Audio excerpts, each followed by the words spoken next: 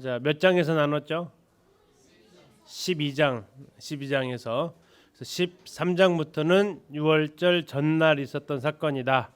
그래서 13장부터 쭉 보셨습니다. 그래서 거의 반절 가까운 분량을 사도 요한은 주님의 십자가의 죽음에 초점을 맞추고 있다.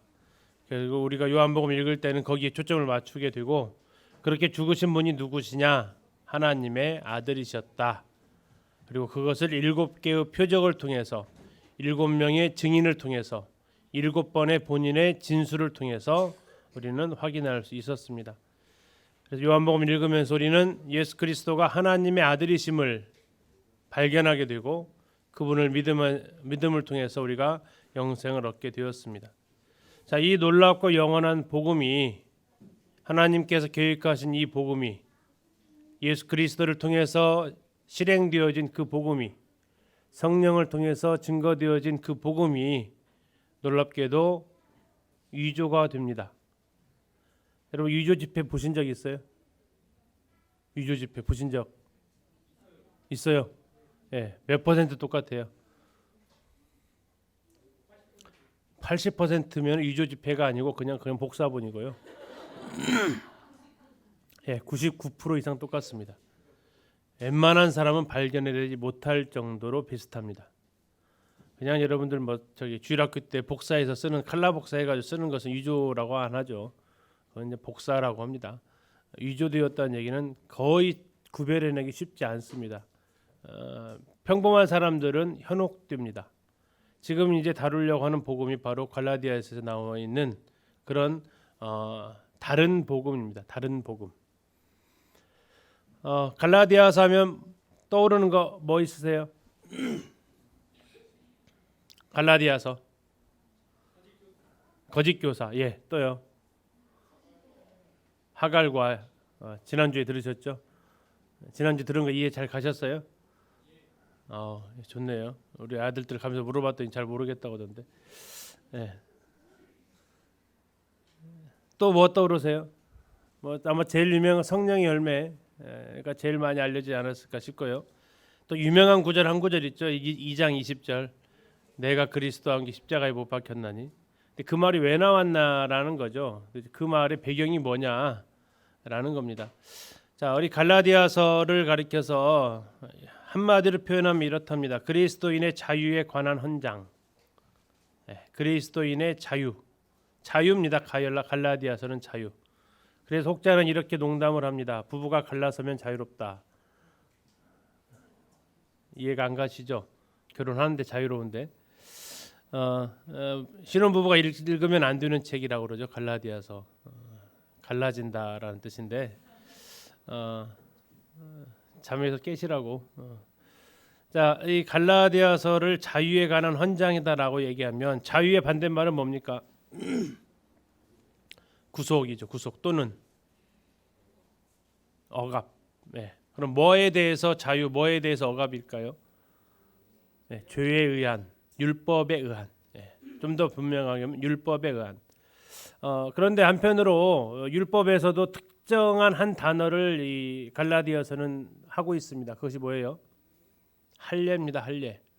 할례에 대한 언급입니다. 그래서 오늘날 우리에게는 그다지 헷갈릴 내용은 아니에요. 갈라디아 성도들이 가장 헷갈렸던 것은 뭐냐면 과연 할례를 받아야 구원이 성립이 되냐라는 거였습니다. 그리고 이것은 우리가 사도행전을 공부하게 되면 굉장한 중요한 내용이었고, 당시 예루살렘 종교회의까지 소집해야 될 사도와 장로들이 다 같이 머리를 맞대고 의논하고 결정해야 될 중요한 안건이었습니다. 그런데 오늘날 이 문제, 할례가 구원의 조건이 아니야, 이것 때문에 혹시 논쟁 보셨어요? 오늘날에는 우리들에게 있어서는 그런 논쟁은 별로 중요한 논쟁이 아닙니다. 유대인들에게 관련되어져서 하면 모를까, 우리들에게 있어서 이것 때문에 어려움 당하고 그런 분들은 별로 안 계세요. 그렇게 되면 갈라디아서가 그다지 의미가 별로 안 나와 있는 거죠. 근데 이제 좀 더 포괄적으로 가게 되면 율법과 관련되어지고, 오늘날 우리에게 더 많이 해당된다라는 것은 행위와 관련된 부분들일 겁니다. 근데 이제 갈라디아서 1차적인 이슈가 됐던 것은 할례였습니다. 사도 바울은 곳곳에서 뒷부분을 가면서 이렇게 얘기합니다. 그렇게 하고 싶냐? 그럼 배워버려라. 그럽니다. 배워버려라. 뭘 배워버리라고 한 걸까요? 또 얘기합니다. 나는 그리스도의 흔적을 가지고 있다. 무슨 흔적이냐? 이런 것들이 이제 바로 할례와 다 관계되어진 단어들이라는 겁니다. 자, 갈라디아 지역은 사도 바울이 1차 전도 여행에서 구원받았던 복음이 전해졌던 교회입니다. 사도행전 13장 14장이 갈라디아 교회의 출발을 말해주고 있고요. 사도 바울이 복음을 전하고 왔는데 얼마 지나지 않아서 문제가 발생하게 됩니다. 그 문제가 발생한 이유의 발단은 뭐냐면 유대에서 왔다. 유대에서 왔다는 얘기는 예루살렘에서 왔다는 얘기입니다. 자, 예루살렘에서 온 형제들 중에서 일부가 바리새파에 속한 사람들이 이 이방인 형제들을 향해서 외친 겁니다. 뭐라고요? 너 구원 가짜야, 그런 겁니다. 왜? 너 할례 안 받았잖아. 할례 안 받으면 구원 아니야. 자, 그러니까 이 이방인 성도들이 뭐라고 했겠습니까? 뭐라고 여러분 같으면 뭐 얘기하시겠어요? 우리 형제님들 할례 안 받아서 구원 안 받았다고 뭐라고 하실래요? 뭐라고 대답할까요? 아마 이 사람들이 이렇게 얘기했을 겁니다. 아닌데, 우리한테 복음 전해준 사람은 그런 말 한 적 없는데. 자, 그러면 유대에 있는 형제들이 뭐라고 했을까요? 누군데 그게? 누가 너희들한테 복음 전했는데? 그럼 이방인 성도들은요? 사도 바울이 우리한테 전했는데. 바울? 그게 누군데? 그 예수님의 제자래? 천만의 말씀. 사도 바울이 뭔 예수님의 제자야? 예수님의 제자도 아니야. 너희들은 지금 예수님의 제자도 아닌 사람한테 복음 전하고 복음 듣고 그게 맞다고? 웃기는 얘기 하지 마. 예수님의 제자들은 전부 다 그런 얘기 안 해. 바울이 그런 얘기 했다면 바울은 엉터리야. 바울 가짜야. 속지 마. 할례 받아야 구원받을 수 있는 거야. 자, 이 정도까지 말이 진전이 됩니다. 그러니까 이 사람들도 알죠. 예수님의 12제자에 바울이 해당이 됩니까, 안 됩니까? 안 되는 거죠. 자, 그 12제자도 아닌 사람이 와가지고 복음 전해서 됐다. 근데 이제 문제가 흔들린 겁니다. 이 바울이라는 존재에 대해서 신뢰가 깨져버렸어요. 사도도 아닌데 와서 우리한테 복음 전했다면 이 사람 자체가 잘못되었다면 뭐도 잘못되었다. 복음도 잘못되었다. 이게 지금 이들을 가장 괴롭혔던 문제입니다. 그럼 사도 바울이 이 로마서를 아니 갈라디아를 쓰면서 제일 먼저 그럼 뭐부터 얘기를 했겠습니까? 나 사도야라는 거 먼저 얘기해야 됩니다. 그래야 뭔 말이 먹힐 거 아닙니까? 그 사람 존재에 대해서 부정하고 있는데 그 사람이 무슨 말을 한들 말이 씨가 막힐까요? 그래서 사도 바울은 갈라디아서 시작하면서부터 얘기합니다. 1장 1절 한번 보실까요? 갈라디아서. 얼마나 갈라디아서는 사도 바울이 13개의 서신 중에서 이렇게 시작하는 서신이 없어요. 자, 1장 1절 갈라디아서 1장 1절 한번 읽어보시면 이렇습니다. 시작. 사람들에게서 난 것도 아니요 사람으로 말미암은 것도 아니요 오직 예수 그리스도와 그를 죽은 자 가운데서 살리신 하나님 아버지로 말미암아 누구로? 사도된 바울은 나 사도 맞아. 하지만 사람한테 내가 배워서 된 거 아니고 사람에게서 난 것도 아니고 사람으로 말미암은 거 아니야. 내가 사도된 것은 누구를 통해서 됐다고요? 예수 그리스도와 그를 죽은 자 가운데 살리신 하나님 아버지로부터 된 사도야. 왜 이 사도권이 부정이 되면 사도 바울이 전한 복음은 뿌리가 흔들려 버리는 거예요. 예를 들어서 여러분 사기꾼이 말하면 뭔 말인들 믿겠습니까? 본인한테 의심이 들어가는데 사도 바울은 제일 먼저 했던 게 자기 사도라는 거예요. 그래서 1장 2장은 계속해서 뭔 얘기하냐면 나 사도라는 거예요. 나 믿을 만한 사람이라는 거예요. 그리고 자, 아까 하나님으로부터 말미암아서 되었다고 얘기했죠. 하나님으로부터 말미암아 되었는데 그러면 사도들이 인정받았어? 예수님의 제자들한테 인정은 받은 거야? 라는 질문을 받게 되는 거예요. 독불장군 하지 말고 네가 그렇게 말한다면 거기에 대해서 다른 사도들은 너를 어떻게 인정하는데? 라고 얘기하는 거예요. 그래서 이 갈라디아서 2장에 가서는 뭐라고 하냐면 나 예루살렘에 가가지고 첫 번째 사람으로부터 배운 거 아닌데 거기에 가가지고 내가 사도들을 만난 거 아니고 야고보 딱 한 명 받았어. 이게 사도들한테 배웠다는 게 아니라는 게 입증이 되는 거예요. 사도들을 만났으면 사도들한테 배운 거 얘기한다 이런 얘기하니까 사도들한테 배운 거 아니고 야고보 만나고 나중에 사도들 만났어. 나중에 만났어. 그리고 나중에 사도들 만나가지고 내가 전하고 있는 복음에 대해서 다 얘기했더니 그들이 뭐라고 한 줄 알아? 그렇구나 인정받았어. 그리고 그들이 이렇게 얘기하더라. 우리는 유대인한테 복음 전하는 사도고 주님이 너는 이방인한테로 복음 전하는 사도구나. 그렇게 해서 우리가 서로 악수하고 헤어졌다라고 얘기해요. 친교의 악수를 나눴다. 우리는 유대인에게로 사도 바울은 너는 이방인에게로 가라. 그뿐만 아니고 나는 베드로도 혼낸 사람이야. 나는 바나바도 혼낸 사람이야. 그들이 율법대로 안 하면서 유대인들이 베드로가 유대인들하고 이방인들하고 식사를 하고 있는데 유대에서 온 형제들, 예루살렘에 온 형제들이 와가지고 베드로가 이방인하고 식사하는 것을 보고 베드로가 갑자기 식사를 안 하고 나가버리는 거죠. 그래가지고 바울이 베드로 불러다 놓고 책망했다는 거예요. 사도를 책망한 사람이면 뭐예요? 그 이상이겠죠. 지금 이렇게까지 오버하는 것은 뭐냐면 내가 뛰어난 사람이다라고 말하고 싶은 게 아니고요. 너희들이 나를 부정하게 되면 복음이 부정돼 버려요. 그래서 그는 사도권에 대해서 그렇게 지금 강조를 해서 1장 2장에 걸쳐서 얘기를 하고 있는 거예요. 제발 나를 믿어달라. 왜? 그 사도권에 대해서 부정이 들어오니까 아무 영향력이 없이 돼요. 그리고 이제 3장 4장에 걸쳐서 그가 무슨 말을 하고 싶었겠어요? 도대체 왜 이렇게 된 거냐 너희들. 내가 복음 전할 때 그렇게 좋았잖아. 여러분 13장 14장에서 갈라디아에 갔을 때 그들이 얼마나 핍박 가운데서도 믿음을 지켰던 거를 우리는 알 수 있어요. 사도 바울이 루스드라가에서는 돌에 맞아가지고 거의 죽을 정도 됐잖아요. 그런데도 그들이 와가지고 바울이 살아난 걸 보고 돌아오면서 다시 그들을 믿음에 굳게 붙어 있으라고 하고 장로들을 세워서 그들을 돌아보고 이렇게까지 했단 말이에요. 그때 얼마나 좋았냐 이거죠. 근데 너희들 왜 이렇게 된 거야? 너희들 성령 받은 게 율법 지켜서 받은 거야? 아니면 믿음으로 받은 거야? 사도 바울이 얘기를 하는 겁니다. 행위로 받은 거야? 은혜로 받은 거야? 사도 바울이 이렇게 얘기해요. 그러면서 나온 게 아까 했던 대로 그 하갈과 사라 이야기를 얘기를 하는 겁니다. 일단 그 3장 읽기 전에 잠깐 그 부분 지난 주일날 우리 형제님 통해서 했던 부분들이 우리 설교하시는 분이 어렵다고 하시니까 듣는 분도 어려우셨던 것 같아요. 그렇게 어렵지는 않아요. 그 배경을 알고 보면. 자, 그 얘기를 좀 해드릴 거고 이러면서 이 율법이 너희를 의롭다 하지 못해. 은혜로 되는 거야. 성령으로 되는 거야. 그리스도인은 율법으로 살지 않아. 계속해서 이야기하는 게 바로 3장과 4장에 나와 있는 그 은혜로서 믿음으로서 성령으로서 구원받는 겁니다. 자, 그러면 5장 6장에서 말하고자 하는 것. 그럼 구원받은 사람은 어떻게 살아야 돼?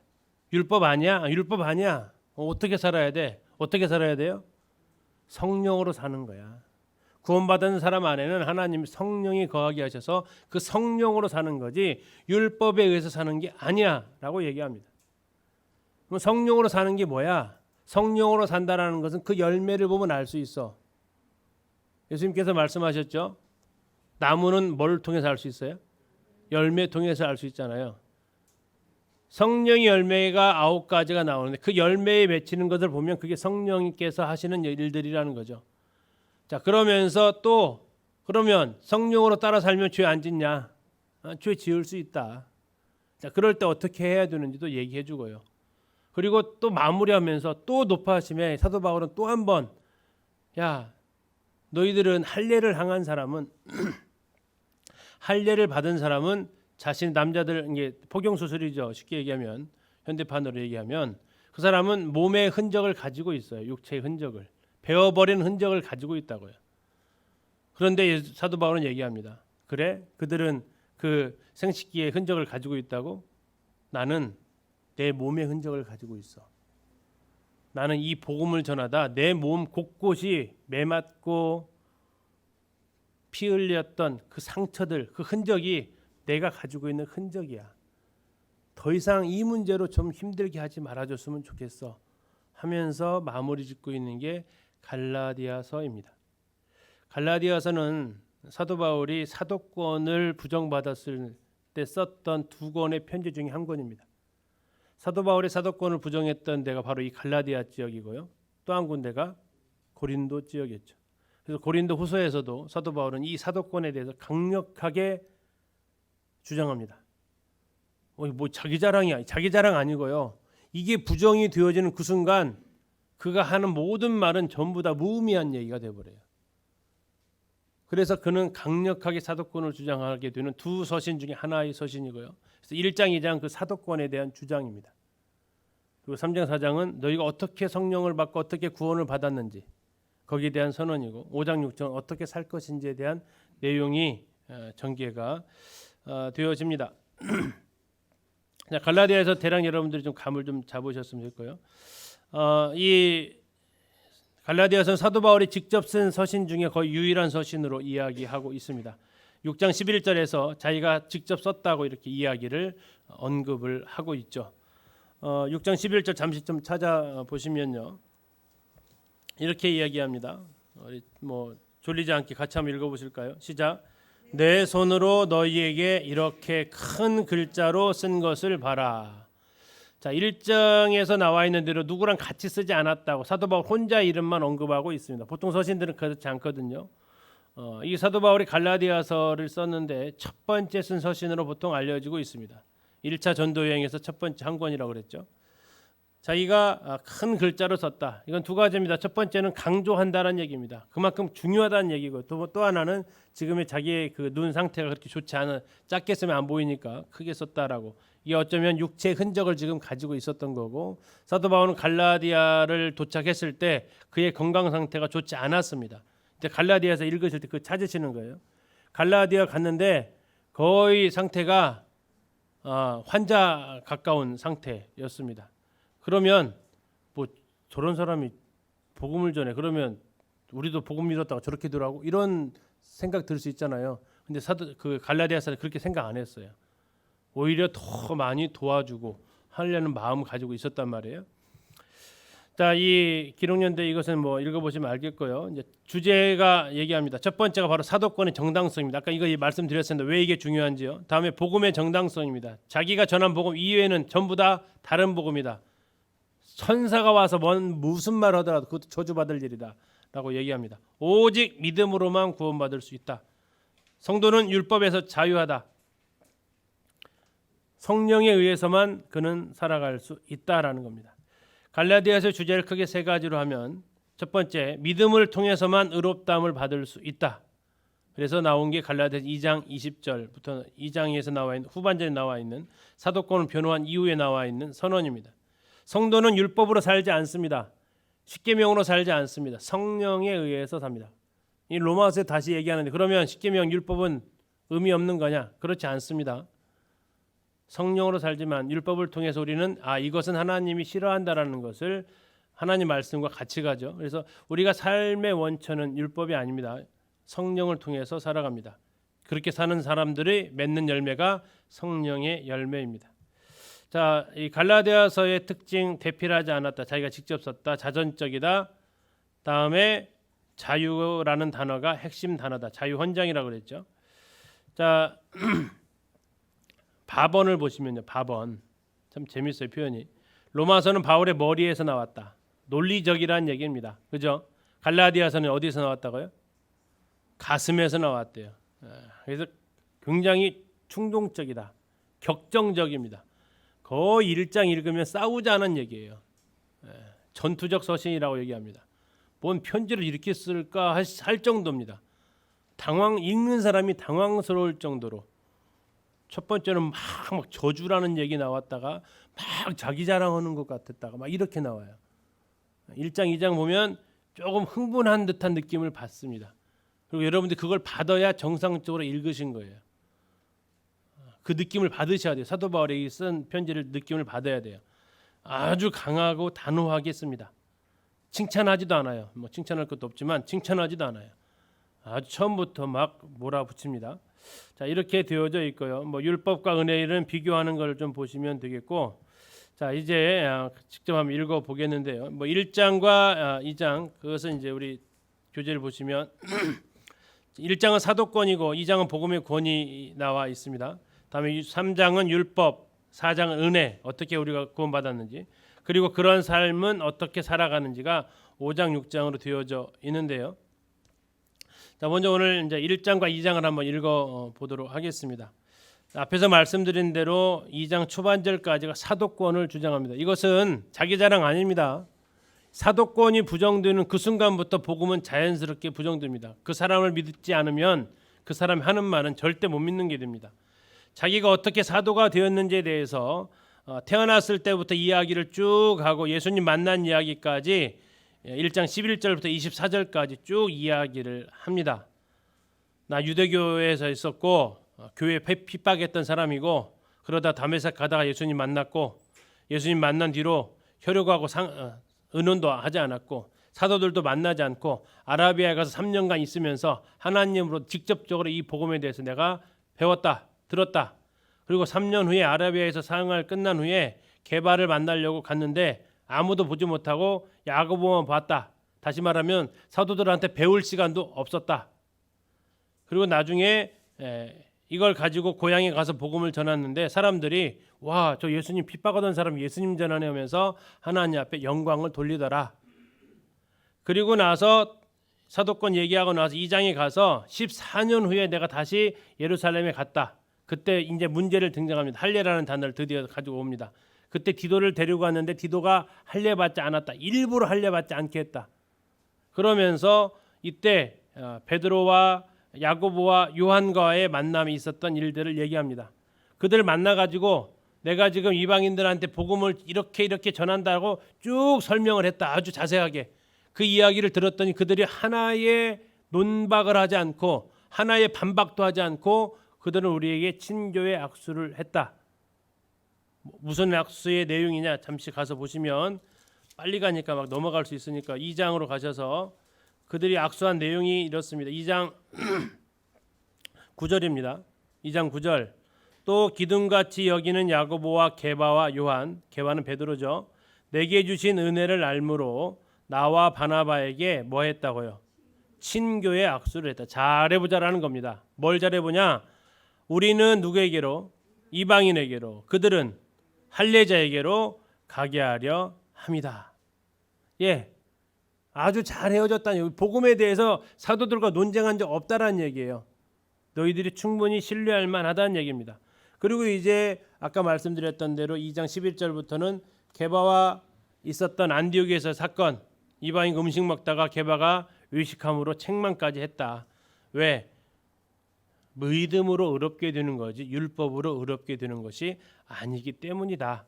그럼에도 불구하고 율법을 자꾸 의식하는 베드로를 내가 책망까지도 했다.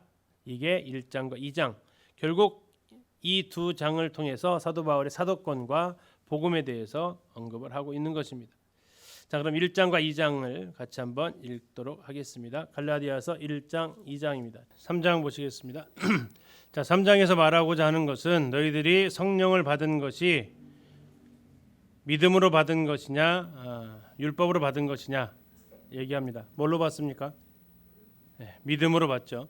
자, 그리고 아브라함이 의롭다 하심을 받은 것은 언제 받았습니까? 할례 받기 전이에요, 후에요?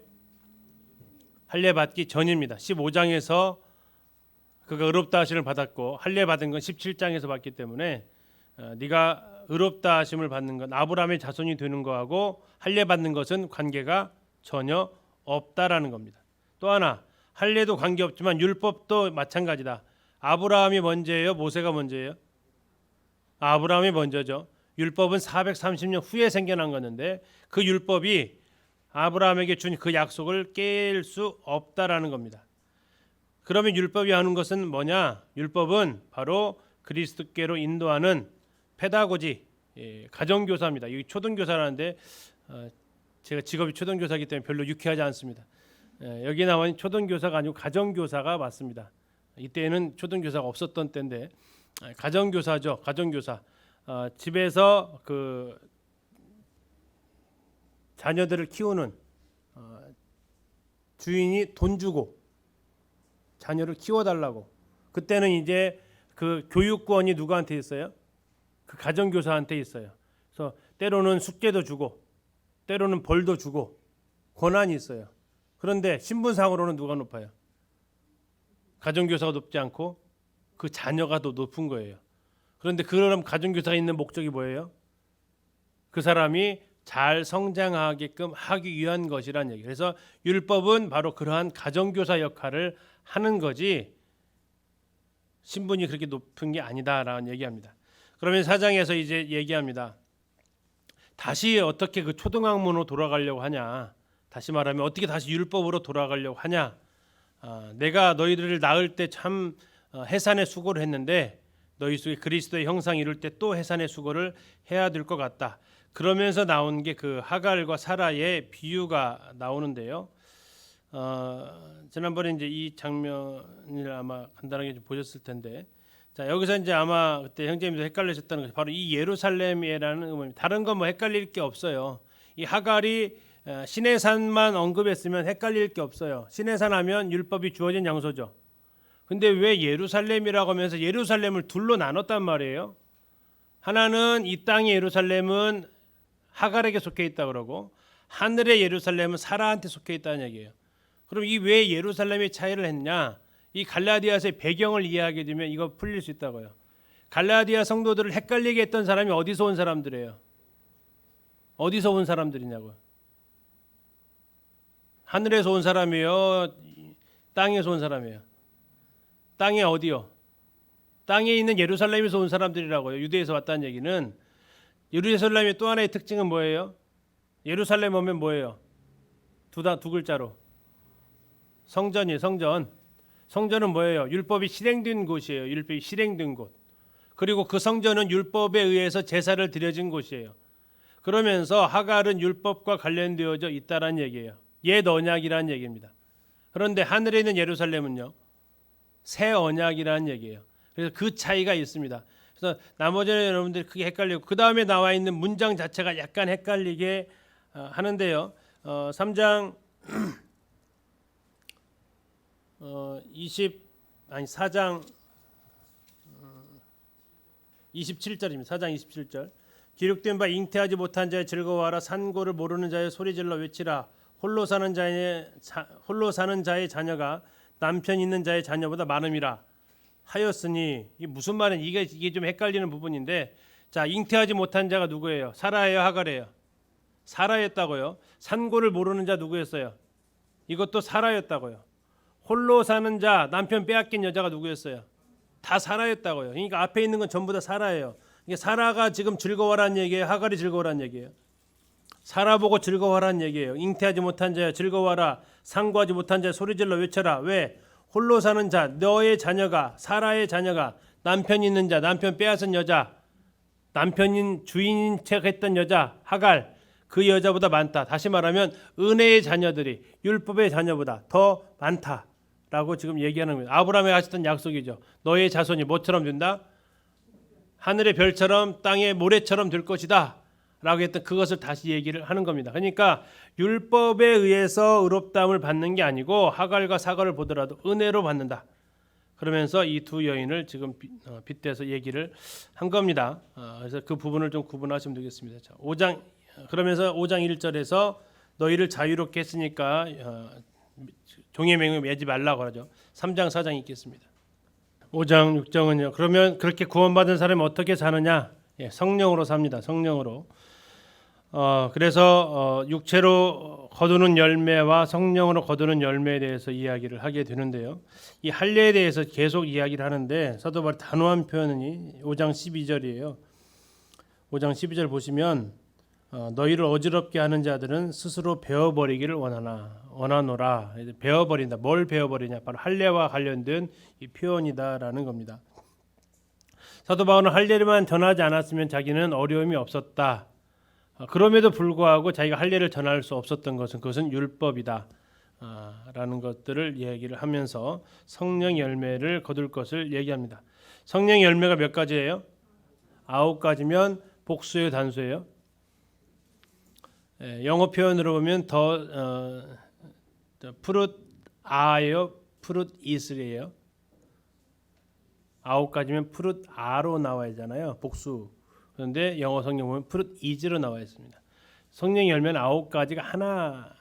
9가지인데 하나. 다시 말하면 이런 의미를 가지고 있어요. 사랑의 열매를 맺었는데 나는 절제가 안 돼. 이거 아니라는 얘기예요. 다 같이 하나의 열매의 특성이라는 얘기예요. 성령 열매의 특성 자체가 이건 되고 저건 안 되는 그런 차원이 아니에요. 단수라는 것 자체가. 그 하나에 가지고 있는 특성 자체가 그런 부분들을 가지고 있다는 얘기입니다. 자, 6장에서 이제 그러면 구체적으로 어떻게 해야 되느냐? 자기 짐을 지고 서로의 짐을 지고 가르침을 받는 자들은 가르치는 자와 모든 걸 함께 하고 믿음의 가정들에게 선을 행하고 이런 구체적 생활 지침이 6장에서 좀 나오다가 다시 한번 마무리를 하면서 나의 자랑 할례 아니다. 나의 자랑은 십자가뿐이다. 그리고 내 몸에 예수의 흔적이 있다. 17절에서 얘기합니다. 나를 괴롭게 하지 마라. 예수의 흔적이 있다. 갈라디아 교회할 때 루스드라에서 돌에 맞아서 죽을 지경까지 됐죠. 그런 것들이 이제 태장으로 맞고 이런 것들이 다 율법의 복음을 전하다가 얻은 그리스도의 흔적이다. 우리 성도님들은 어떤 흔적 갖고 계세요? 그리스도인의 흔적. 내가 내 몸에 예수님 전하다가 당한 고난, 고통, 흔적. 안 보여주시려고 그러죠. 자, 5장, 6장 읽겠습니다. 라벨 작업하고 쉬겠습니다. 자, 갈라디아서 몇 장까지 있어요? 6장까지 있습니다. 6장. 자, 1장 첫 번째에서는 뭘 얘기하고 있어요? 사도 바울의 문안과 다른 복음 전하는 걸 이상하게 여긴다. 저주받을 복음이다. 그러면서 사도 바울이 부정되었던 거 두 가지. 첫 번째가 뭘 부정받았어요? 사도권에 대해서 부정받았죠. 그래서 사도권에 대해서 변명을 하기 시작합니다. 나는 하나님께로부터 직접 부여받아 사도들한테 가르침 받지 않았다. 자, 2장에 가서는 어떤 일도 있었습니까? 바로 2장에 가서 사도들하고 만나서 서로 친교의 악수도 나눴다. 그리고 바울이 여기에 대해서 이방인의 사도로 인정을 받았다. 그리고 또 어떤 일도 있었습니다. 안디옥에서는 게바를 내가 율법에 대해서 의식함으로 책망한 적도 있었다. 그래서 사도권에 대해서 복음에 대해서 얘기합니다.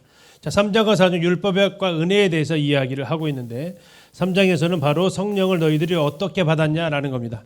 성령을 받을 때에 믿음으로 받았다라고 이야기를 하면서 사도 바울이 율법에 하는 역할은 그럼 뭐냐? 율법이 하는 역할은 그리스도께로 인도하는 가정교사의 역할을 할 뿐이다. 그러면 사도 바울은 이제 복음을 전하면서 해산하는 수고를 했는데 이제는 무슨 수고를 또 해야 될 것 같다? 너희들 그리스도 안에 온전한 형상 이루기까지 또 수고를 해야 될 것 같다고 얘기하면서 하갈과 사라의 비유를 통해서 은혜와 율법, 은혜의 언약과 율법에 대해서 비교를 하게 됩니다. 너희는 누구의 자녀다? 사라의 자녀고 은혜의 자녀다. 자, 5장에서 그러면 그리스도인은 어떻게 살아야 된다? 그리스도인은 자유롭게 살아야 된다. 율법에 얽매이지 않다. 자유롭게 산다는 것은 어떻게 사는 거다? 성령에 따라 사는 거다. 성령의 열매 맺는 삶을 통해서 그렇게 살고 있는지 아닌지가 드러나게 된다. 그리고 구체적으로 어떻게 살아야 될지를 쭉 얘기하면서 마지막으로 얘기하는 것은 예수님의 십자가가 나의 유일한 자랑이고 나는 할례의 흔적이 아닌 예수 그리스도의 복음을 전하다 내 몸에 온몸이 흔적이다 하면서 제발 은혜 위에 믿음 위에 다른 것에 정체성을 두지 마라 라고 마무리하고 있는 게 갈라디아서입니다.